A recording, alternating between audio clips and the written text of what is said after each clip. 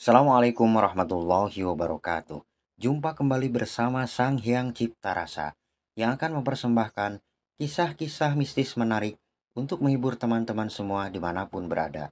Sebelum ke cerita, terlebih dahulu kami ucapkan terima kasih yang sebanyak-banyaknya pada teman-teman yang telah mendukung channel ini. Dan bagi yang belum, silahkan mampir dan berikan dukungannya dengan cara like, komen, dan subscribe. Serta share ke teman-teman lainnya agar channel ini semakin berkembang.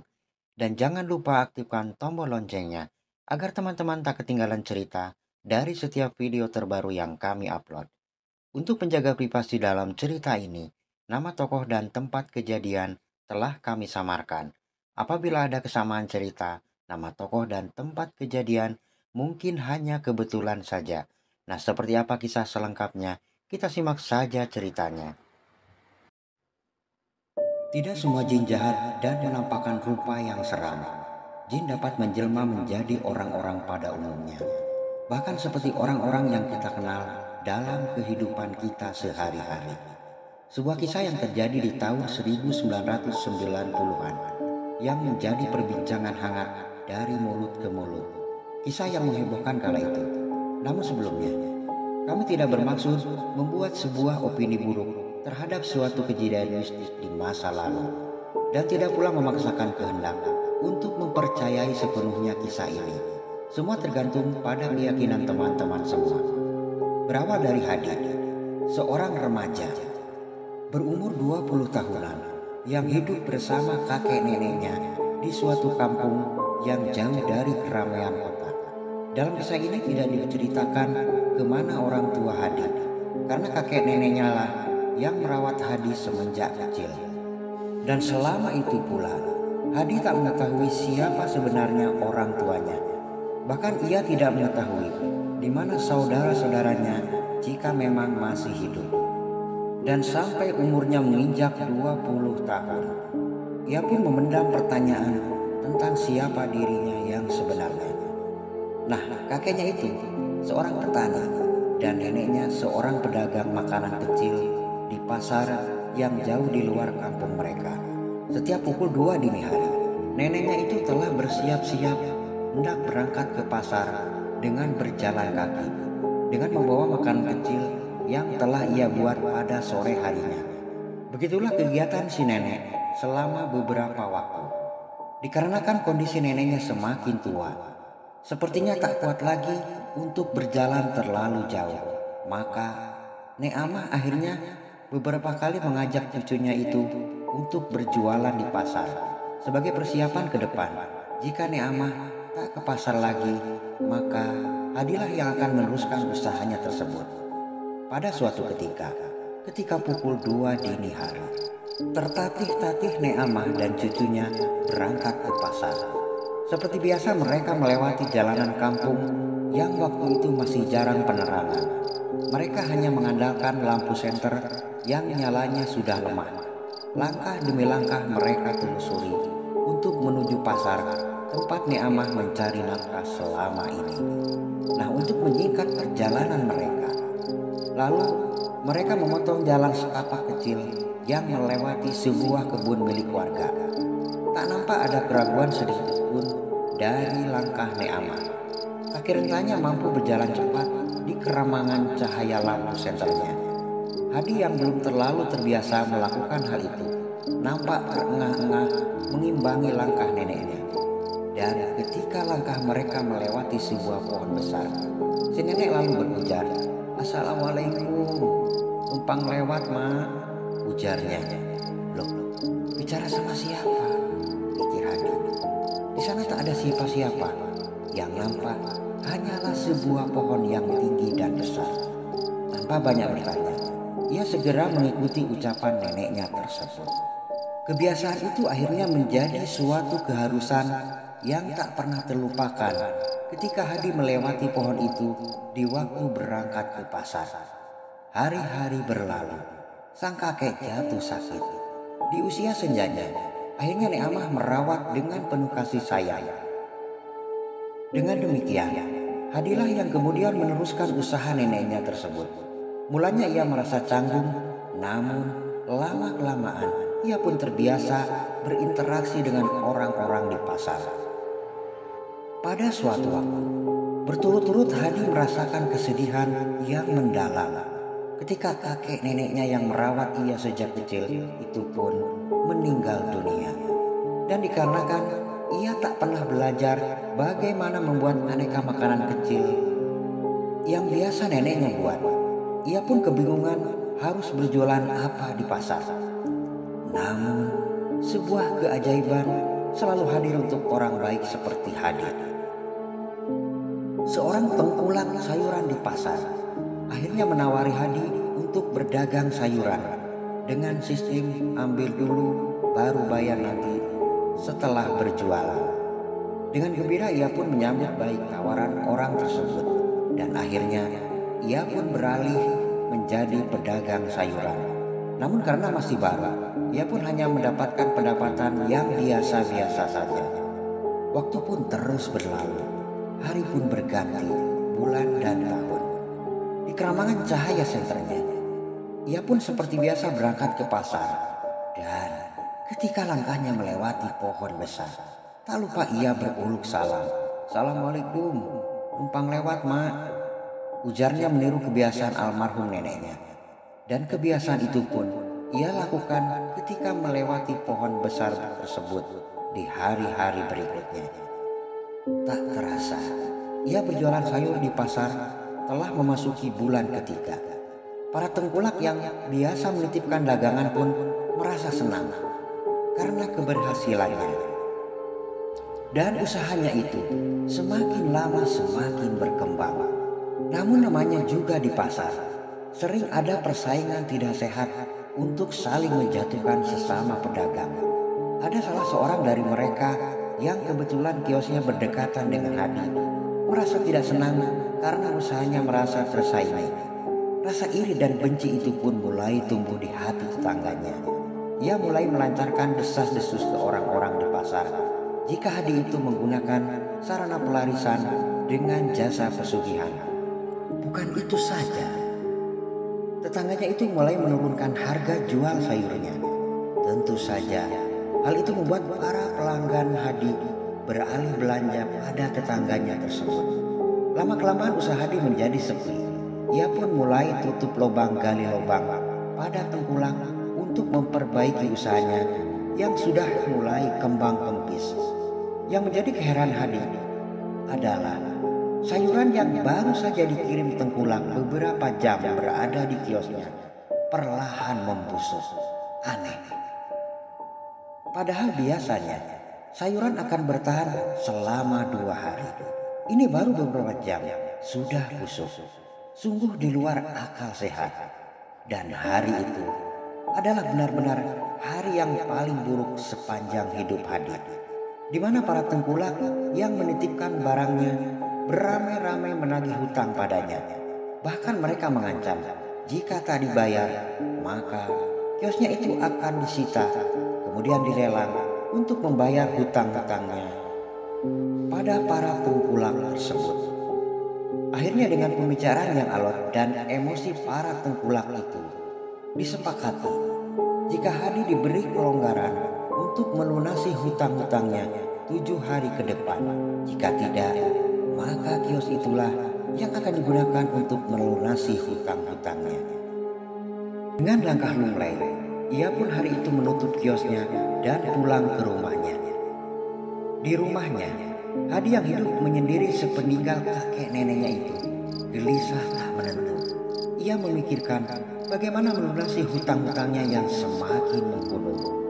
Tak terasa, malam semakin berlalu dan mendekati dini hari. Ia belum memicingkan matanya sedikit pun. Ia merasa ragu untuk membuka kiosnya saat itu. Karena stok barang tinggal sedikit dan itu pun harus dipisahkan dulu dari barang-barang yang busuk. Namun jika tak membuka kiosnya, maka barang-barang yang tinggal sedikit itu pun jelas akan menjadi busuk. Maka dengan langkah lunglai, ia pun memutuskan untuk ke pasar dan membuka kiosnya.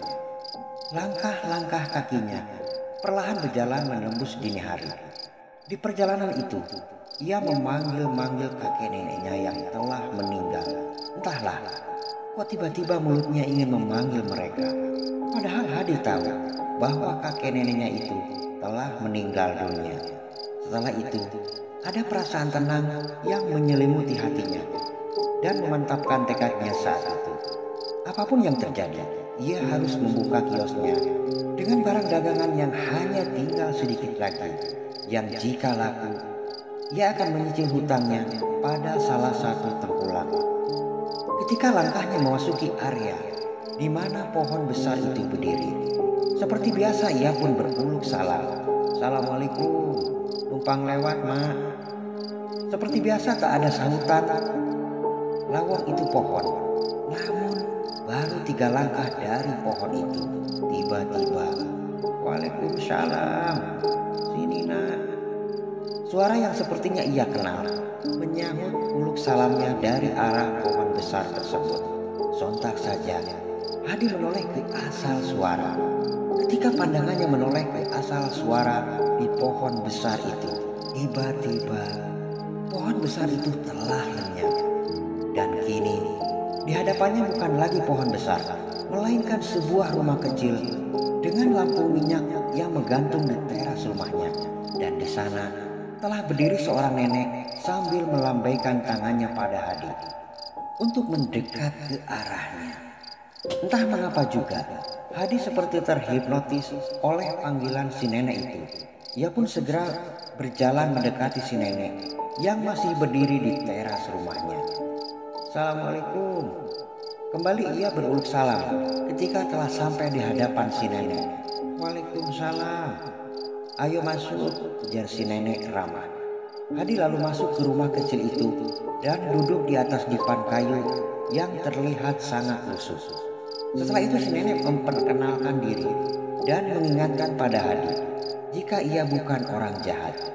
Hadi hanya manggut-manggut tanda mengerti. Si nenek lalu panjang lebar menasihati Hadi untuk bersabar dan tetap harus berusaha untuk memperbaiki hidupnya. Setelah itu si nenek memberikan sesuatu pada Hadi. Ya, selembar daun kering. Simpanlah ini, ujar si nenek. Dan suatu saat benda itu akan diambil kembali, katanya. Setelah itu Hadi berpamitan dan mengucapkan terima kasih pada si nenek. Tak lupa ia mengucapkan salam terlebih dahulu sebelum melangkah meninggalkan si nenek. Begitu langkahnya keluar dari halaman rumah si nenek, keajaiban pun terjadi. Tiba-tiba ia telah berada di samping pasar. Loh, kok? Ujar Hadi tak meneruskan kata-katanya. Ia mengucek-ucek matanya. Ia meyakinkan jika yang barusan terjadi itu bukanlah mimpi, tapi benar-benar nyata. Tak masuk akal, ujarnya. Padahal yang sudah-sudah, dari pohon besar berdiri untuk ke pasar itu memerlukan waktu sekitar 20 menitan lagi. Lama ia berdiri mematung memikirkan hal tersebut. Dan tepukan seseorang di bahunya menyadarkan dirinya. Lalu ia pun bergegas membuka kiosnya. Di dalam kios ia segera memisahkan sayuran yang busuk untuk dibuang. Lalu sayuran yang telah dibersihkan itu pun ia tata seperti biasa. Barulah ia membuka kiosnya. Kembali keajaiban pun terjadi.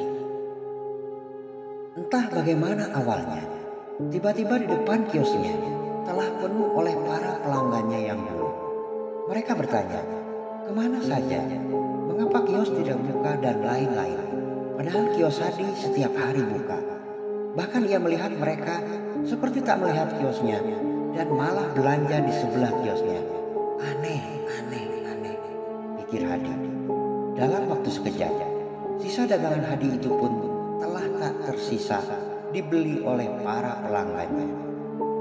Dan hari itu pun ia bernafas lega karena ia bisa mencicil hutang dan bisa mengambil kembali sebagian barang sayuran pada tengkulak untuk dijual keesokan harinya. Keesokan harinya, keanehan itu pun kembali terjadi. Dalam sekejap, barang-barang Hadi telah terjual semuanya. Dan itu berlangsung sampai hari ke-7, di mana hutang dijanjikan akan dibayar sesuai yang disepakati oleh Hadi dan para tengkulak 6 hari ke belakang. Dan alhamdulillah, hutang Hadi hari itu pun lunas. Alhamdulillah, ujarnya bernapas lega. Sehingga para tengkulak akhirnya kembali berebutan untuk menitipkan barangnya pada Hadi.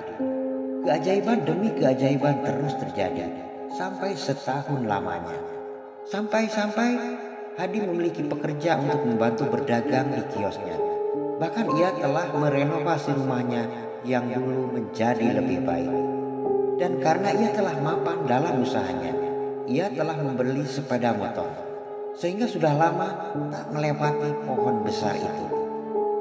Menginjak setahun setelah usahanya mapan, di suatu malam ia bermimpi didatangi seorang nenek yang tempo hari memberinya sesuatu di sebuah rumah kecil, tepatnya di lokasi pohon besar. Si nenek meminta tolong pada Hadi karena rumahnya tertimpa pohon besar katanya. Dan keesokan harinya ia bergegas menuju pohon besar berada. Ia tak merasa khawatir tentang kiosnya karena ada pekerjanya yang berjualan di kiosnya. Ketika langkahnya sampai di lokasi pohon besar itu, ia pun terkejut. Astagfirullah, ujarnya terperanjat. Manakala ia melihat pohon besar itu telah tumbang. Lalu ia mencari-cari rumah yang dikatakan si nenek dalam mimpinya. Rumah yang mana, ujarnya, berkata-kata sendiri. Kemudian ia pun berkeliling memutari pohon tumbang tersebut.